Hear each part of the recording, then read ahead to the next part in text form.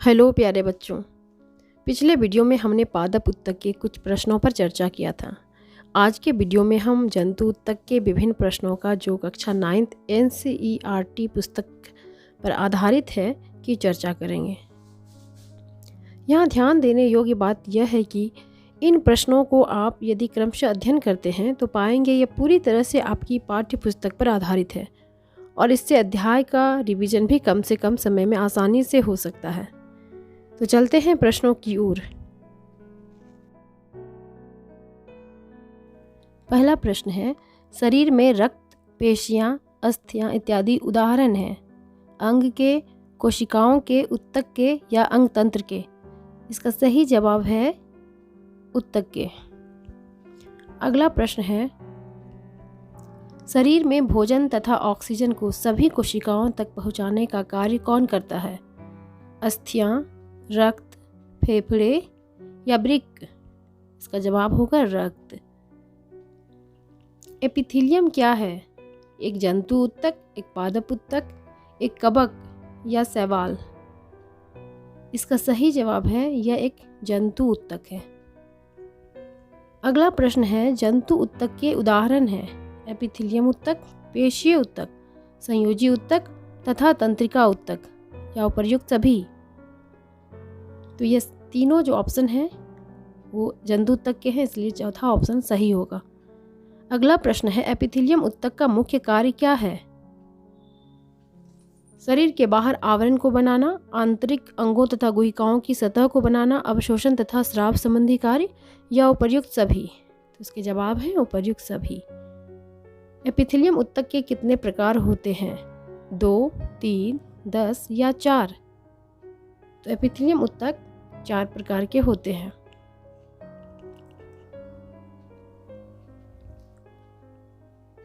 चपटी पतली कोशिकाओं से बनी एक स्तरीय एपिथीलियम ऊतक को क्या कहते हैं?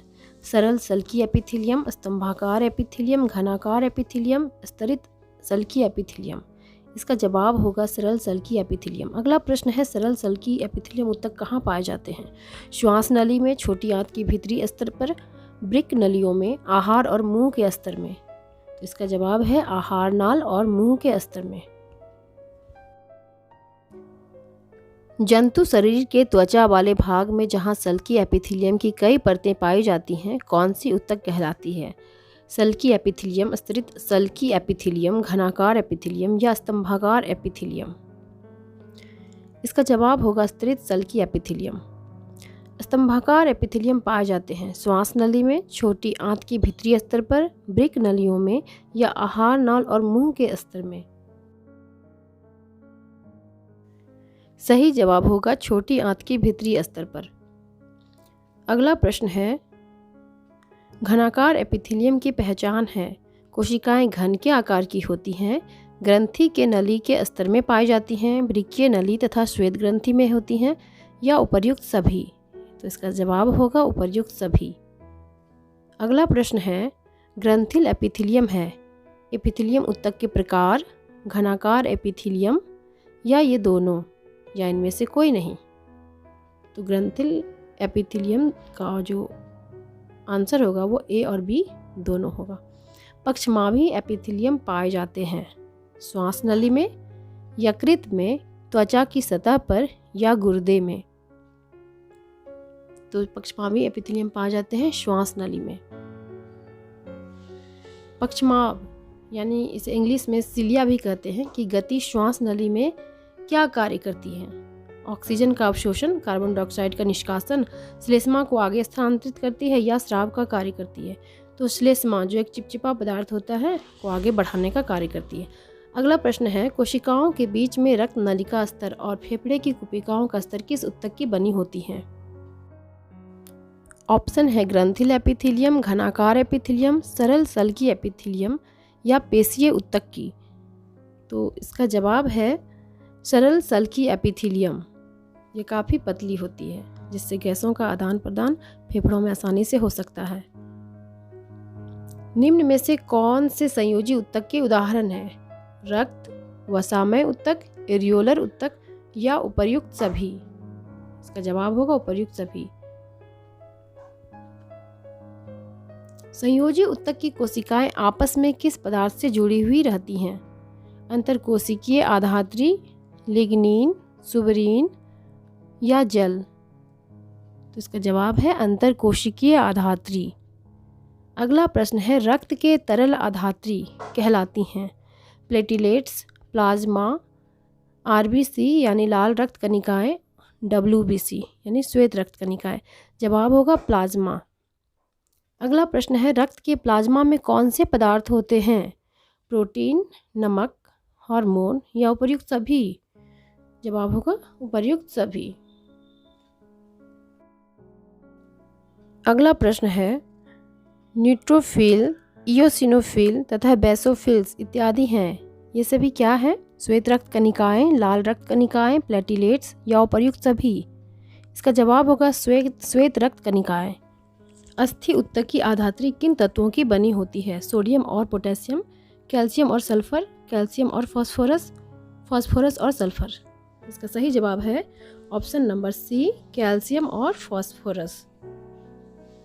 अगला प्रश्न है, दो अस्थियां एक दूसरे से कैसे जुड़ी होती हैं? गोंद से, स्नायु से, कंडरा से, वसा से?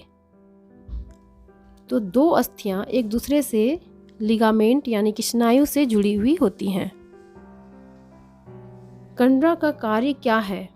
दो अस्थियों को आपस में जोड़ना, मांसपेशियों को आपस में जोड़ना, अस्थि और मांसपेशियों को जोड़ना, अस्थि और मांसपेशी को अलग करना? जवाब है अस्थि और मांसपेशियों को जोड़ते हैं। निम्न में किसकी आधात्री अधिक लचीली होती है? स्नायु की, कंडरा की, अस्थि की या उपास्थि की? तो इसका जवाब होगा स्नायु की यानी लिगामेंट सबसे अधिक लचीली होती है। कार्टिलेज क्या है? एक संयोजी ऊतक, एक तंत्रिका ऊतक, एक पेशीय ऊतक या इनमें से कोई नहीं? तो कार्टिलेज एक संयोजी ऊतक के उदाहरण है, इसलिए ऑप्शन नंबर 1 इसका सही आंसर होगा। हमारे शरीर में उपास्थि का कार्य क्या है? उपास्थि यानी कार्टिलेज। ऑप्शन है, अस्थियों के जोड़ को चिकना बनाना, नाक तथा कान बनाना, श्वास नली बनाना या उपर्युक्त सभी? तो उपर्युक्त सभी में ये उपास्थि पाए जाते हैं।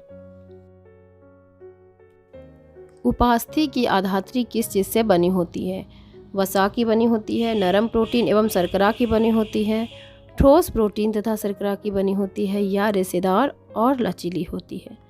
तो इसका जवाब है ठोस प्रोटीन तथा शर्करा। अगला प्रश्न है, एरियोलर ऊतक कहाँ पाए जाते हैं? त्वचा और मांसपेशियों के बीच, रक्त नलिका के चारों ओर, अस्थि मज्जा में या इनमें सभी? इनमें सभी इसका सही जवाब है। अगला प्रश्न है, निम्न में एरियोलर ऊतक के कार्य हैं? शरीर की सतह बनाना, रक्त नलिका का निर्माण, अंगों के भीतर खाली जगह को भरना, ऊतकों की मरम्मत में मदद करना? इसका जवाब है अंगों के भीतर खाली जगह को भरना। अगला प्रश्न है, हमारे शरीर में वसा का संग्रह कहाँ होता है? वसामय कोशिका के अंदर वसा गोलिका के रूप में, रक्त में घुले गोलिका के रूप में, अस्थियों में, पेशियों में? इसका जवाब है वसामय कोशिका के अंदर, वसा गोलिका के रूप में। अगला प्रश्न है, पेशीय ऊतक हमारे शरीर में गति के लिए उत्तरदायी होते हैं। इसकी गति किस पदार्थ के कारण होती है? शर्करा में प्रसार, वसा में संकुचन, प्रोटीन में संकुचन और प्रसार के कारण, रक्त संचार के कारण? इसका जवाब है प्रोटीन में संकुचन और प्रसार के कारण। अगला प्रश्न है, ऐच्छिक पेशी या कंकाल पेशी कैसे कार्य करती हैं? ये पेशियां लगातार संकुचित प्रसारित होते रहते हैं, ये हड्डियों से जुड़ी होती हैं और शारीरिक गति में मदद करती हैं। ये अनियंत्रित गति करती है, ये लयबद्ध गति करते हैं। इन सभी ऑप्शन में से इसका जवाब है ये हड्डियों से जुड़ी होती हैं और शारीरिक गति में मदद करती हैं। ऐच्छिक पेशी का अन्य नाम है कंकाल पेशी, रेखित पेशी या ये दोनों या कार्डियक पेशी? तो इसका जवाब है कंकाल पेशी और रेखित पेशी दोनों, यानी ऑप्शन नंबर सी। लंबी, बेलनाकार, शाखा रहित और बहुनाभिकीय? ऑप्शन नंबर सी ए और बी दोनों, नुकीली और एक कोशिकीय। इसका जवाब है ऑप्शन नंबर सी ए और बी दोनों। अगला प्रश्न है, अनैच्छिक पेशियों को अन्य किन नामों से जानते हैं? अरेखित पेशी, चिकनी पेशी, या ऑप्शन नंबर ए और बी दोनों, या कंकाल पेशी। तो इसका ऑप्शन होगा ऑप्शन नंबर सी। इसे अरेखित पेशी और चिकनी पेशी दोनों कहते हैं। चिकनी पेशियां कहाँ पाई जाती है? आहार नली में, रक्त नलिका में, मूत्रवाहिनी और आँखों के पलकों में, या इन सभी में? इसका जवाब है इन सभी में चिकनी पेशियां पाई जाती हैं। हृदय की पेशी की गति होती है ऐच्छिक, अनैच्छिक, लयबद्ध, निरंतर, या बी और सी दोनों? तो इसका जवाब होगा ऑप्शन नंबर डी, जो कि बी और सी दोनों है, यानी अनैच्छिक, लयबद्ध और निरंतर गति हृदय की पेशियों में होती है। कार्डियक पेशी या हृदय पेशी होती हैं बेलनाकार, शाखित तथा एक केंद्रिकीय, तुर्क रूपी एक केंद्रिकीय, अनैच्छिक, अशाखित तथा बेलनाकार, इनमें से कोई नहीं। इसका जवाब है बेलनाकार, शाखित तथा एक केंद्रिकीय।